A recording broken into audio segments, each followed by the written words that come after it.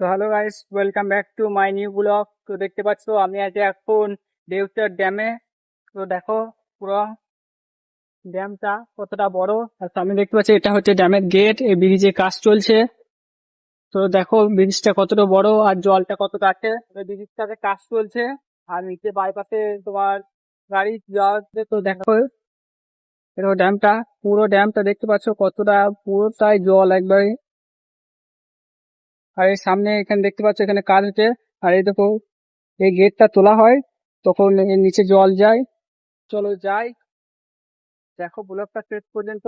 তো তোমাদেরকে ওই নিচেটা দেখাচ্ছি। আর এটা হচ্ছে রাস্তা, দেখো এখানে কাজ চলছে ব্রিজে। আর ওখানে কতগুলো লোক চান করছে।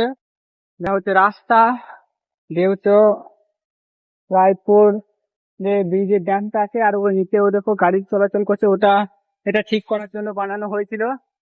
তো দেখতে থাকো পুরো ব্লগটা শেষ পর্যন্ত, আশা করছি ভালো লাগবে। তো ব্রিজটা কত সুন্দর করেছে, জাস্ট নিচের ভিউটা দেখো কত সুন্দর লাগছে গাড়ি চলাচল করছে সেই জন্য।